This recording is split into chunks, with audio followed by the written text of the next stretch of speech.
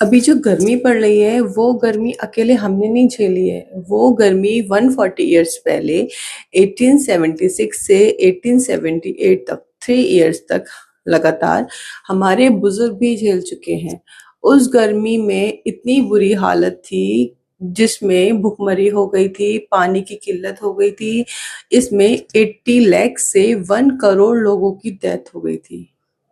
Reason था भुखमरी, पानी की कमी, भूख, खाना ठीक से नहीं मिलने की वजह से लोगों को माल न्यूट्रिशन हो गया था, जिसकी वजह से उन्हें चेचक, खसरा और निमोनिया और हैजा जैसी बीमारियों की वजह से उनकी डेथ हो गई थी।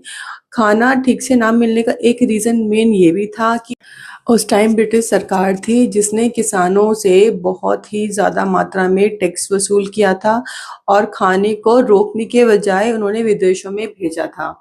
अच्छी बात यह है कि अभी हमारे पास स्टोर करने के लिए बहुत अच्छे ऑप्शंस हैं और हम बाहर खाना भेजना भी बंद कर सकते हैं। और इस टाइम जो हालात है पहले से ज़्यादा बिगड़ सकते हैं, क्योंकि उस टाइम जब मौसम ऐसा आया था तब ये नेचुरल प्रोसेस था, बट इस टाइम ग्लोबल वार्मिंग की वजह से इतने मशीनों की वजह से, गाड़ियों की वजह से और सारी फैक्ट्रीज की वजह से जो गर्मी हो रही है वो और ज़्यादा डबल हो रही है। तो उससे बचने के लिए हमें ये अब खाने की दिक्कत तो नहीं होगी इंशाल्लाह, क्योंकि हमारे पास स्टोरेज के लिए बहुत अच्छे ऑप्शंस हैं। लेकिन पानी की दिक्कत हो सकती है क्योंकि बारिश नहीं हो रही, गर्मी बहुत है। लू की दिक्कत हो सकती है, तो जिसके लिए हमें खुद से ही सारी चीज़ें ठीक करनी पड़ेंगी। हमें पानी को रीयूज़ करना पड़ेगा। हमारा जो है फ़िल्टर का वाटर फ़िल्टर होते हैं, उससे जो पानी निकलता है उसको हम रीयूज़ कर सकते हैं घर में पोछा लगाने के लिए या फिर पेड़ों में डालने के लिए। बट पेड़ों में हम डायरेक्ट ना डालें, हमें मिक्स करके डालना चाहिए क्योंकि उसमें मिनरल्स और सॉल्ट ज़्यादा होता है वाटर फ़िल्टर में। तो हम उसमें नॉर्मल वाटर ऐड करके डाल सकते हैं। और पोछे में भी डायरेक्ट नहीं यूज़ करें, क्योंकि अगर वाइट फर्श है तो थोड़ा ख़राब हो जाएगा, तो मिक्स करके यूज़ करें। सेम एसी के पानी के साथ भी यही है, मिक्स करके आप यूज़ कर सकते हैं।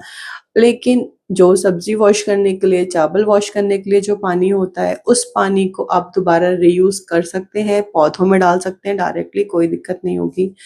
और सबसे मेन चीज़, लू से बचने के लिए हमें कॉटन के फैब्रिक यूज़ करने हैं। बाहर 12 से 4 बजे जाना अवॉइड करना है, बहुत ज़रूरी हो तभी जाएँ।